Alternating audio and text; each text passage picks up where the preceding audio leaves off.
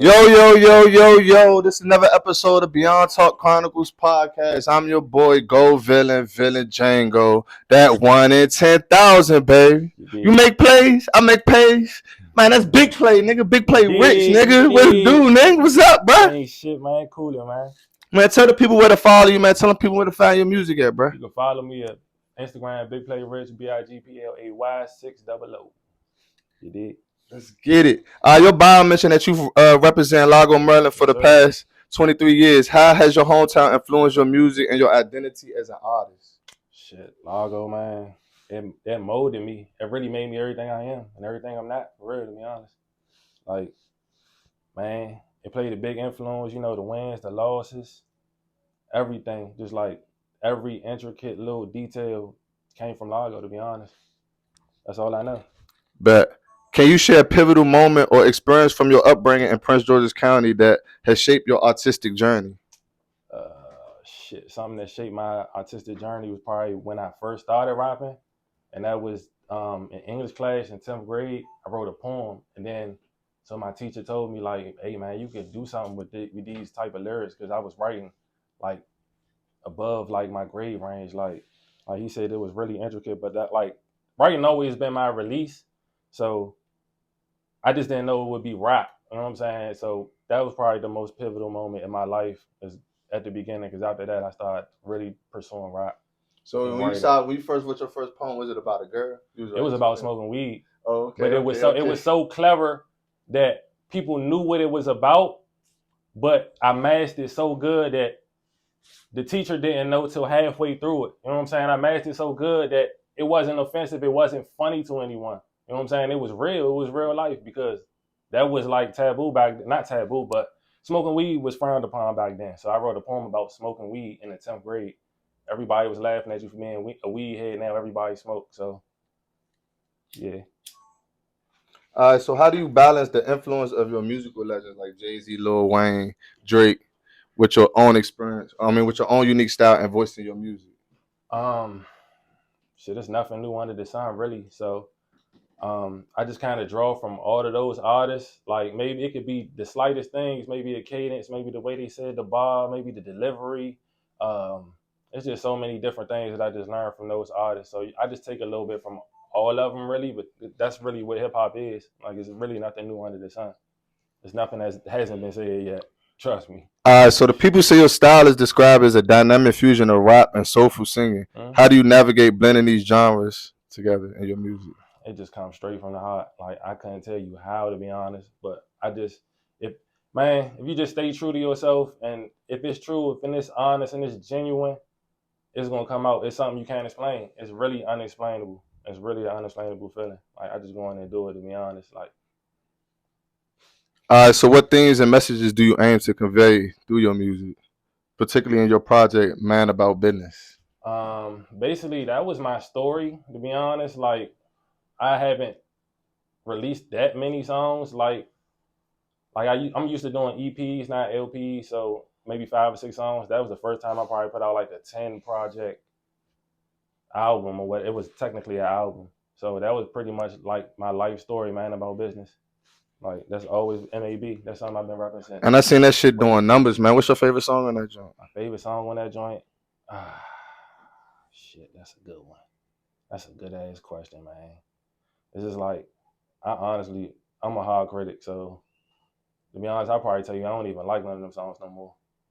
But my favorite would probably have to be God Is My Witness, because my man produced it, and that's like been my man since like a kid. Like, I never knew he would ever start making beats, so it's probably that one. That one's probably the closest to my heart.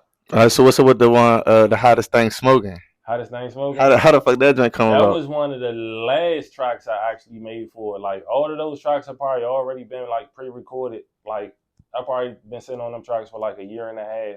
That was probably like one of the last ones I recorded before I put it out. So that was kind of crazy. It was new energy. So I said it fits along with the flow of the album. So that's how I made it. So you got like an archive catalog type shit you be stacking up? Yeah, for sure. Yeah. But I already like have them arranged. Like, okay, I want to drop these collective songs together because it fits the mood and it fits the title of what I want to do. All right. So when you in your recording process, is it like a mood, or you go off the vibe, or? Usually I'm by myself, so I set the vibe. So it's like, it's way easier that way to record because like it's not too much outside distraction. I'm by myself probably. I say 80% of the time in the studio, or probably like one other person or something like that. Cause I don't like a lot of commotion. Like I just like locking in, and that's really personal for me because it's a therapy session. It's just you and the therapist in therapy. You know what I'm saying? So that's how I like it to be. It's just me.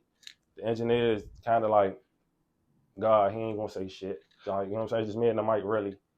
All right. So when you producing that shit and putting that shit together, are you which one you leaning toward, the bars or you leaning towards like the melody more? I might give you 4 different flows in one song, so it's just however I feel. It's just however it come out, to be honest, because it always goes different from when I write it to when I get into the studio. I might want to say, nah, I don't want to rap this. I want to sing this. It depends on how it feels right then and there in the moment. So it's more of a natural thing. As you continue to ascend in the music industry, how do you stay grounded and true to yourself? Just gotta have the right people around you. Try to stay down with your loved ones, as much of the ones that stayed true with you and that was down with you through your time of, you know what I'm saying, of need or grief or whatever. And they'll keep you in the right place mentally. So it's all about having the right people around you, really. That's for sure. In what ways do you hope to represent Prince George's County and its culture through your music? On the highest level, I want to represent it in a good light because I feel like, I'm not going to say it hasn't been represented properly, but it's really never been represented. You know what I'm saying, to be honest. So y'all heard that shit. Big Play Rich, man. He ain't coming to play, bro. Sure. All right, so can you discuss the evolution of your sound and your style over your course of your career from your early beginnings and where you are now? You wouldn't even believe it, man.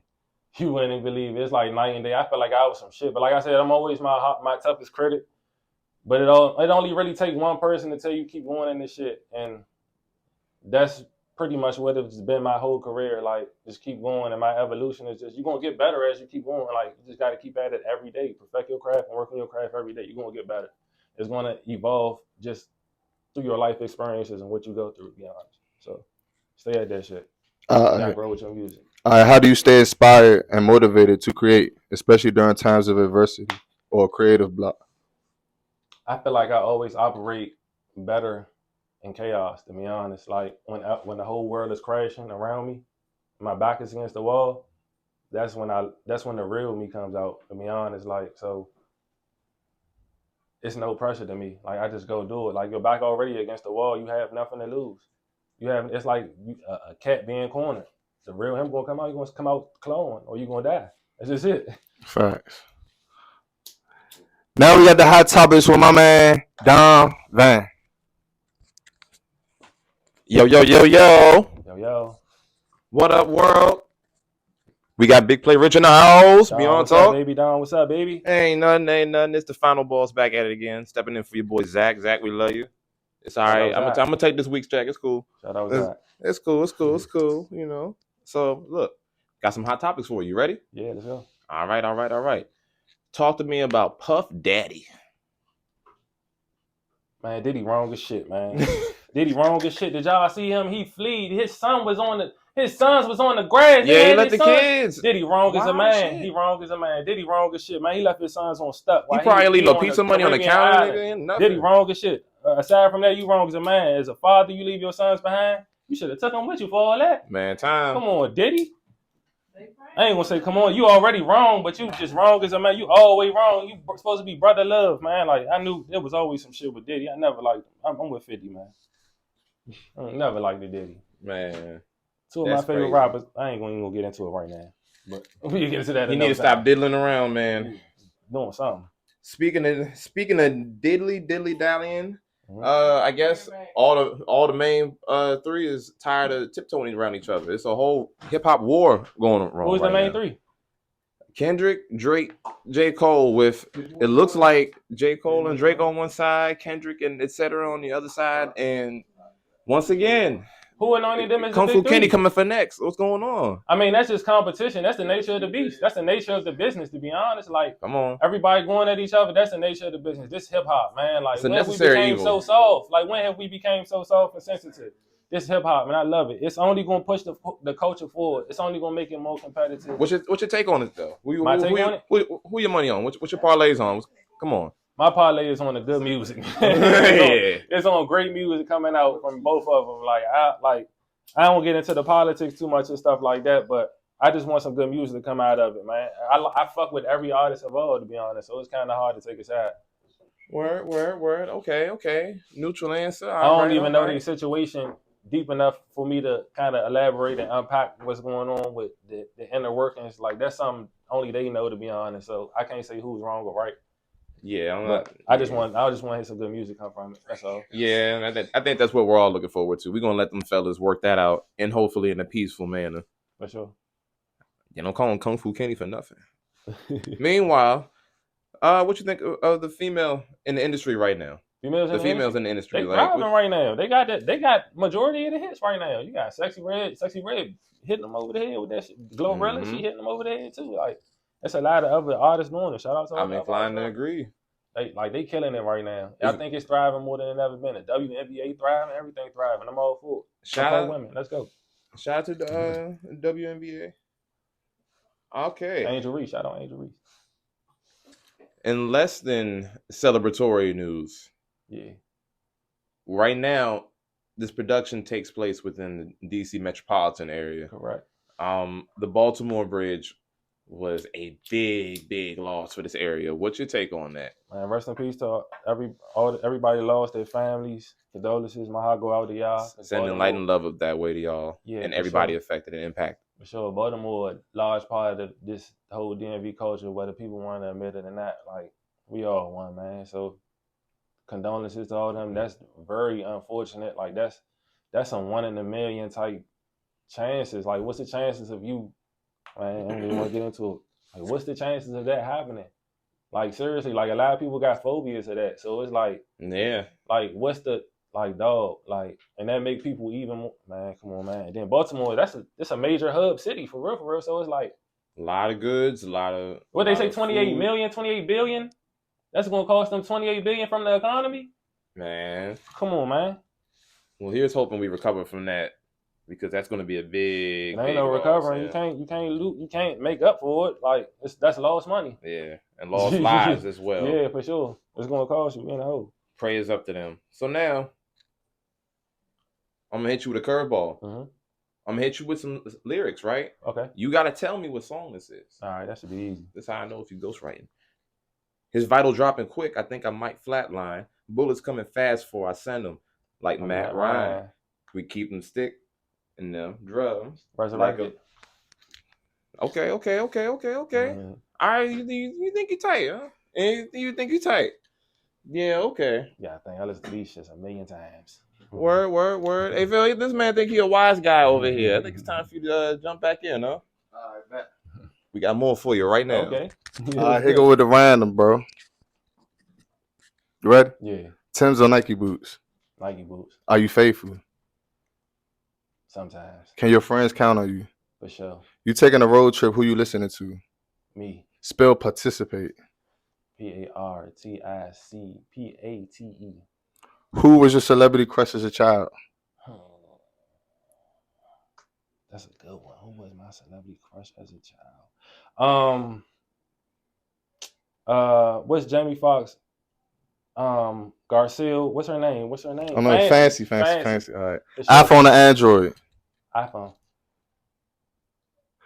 What put a foot on these niggas' necks mean to you? Apply pressure. Do you eat glizzies? No, because I don't eat meat. Describe a perfect woman. Perfect woman, she don't exist, to be honest. Black or white? Black. Do you stand on bending? For sure. Is blood thicker than water? It's blood thicker than water. Depends who blood it is. All right, last question. Your wife of 14 years catch you cheating with Rihanna. What would your excuse be? I wouldn't even have no excuse. You just had to understand. Here at Beyond Talk, we got the hottest, littest podcast. I'm Bill and Django. I'm that 1 in 10,000. I can't even get my co-host Z-Dot. He out Florida, so we're having fun with the bitches. And my man Don Van. You know, you gotta get the big play. So it's big man. play rich. One time for my man. Thanks for coming out, bro. For sure. No questions, man. Appreciate y'all for having me, man.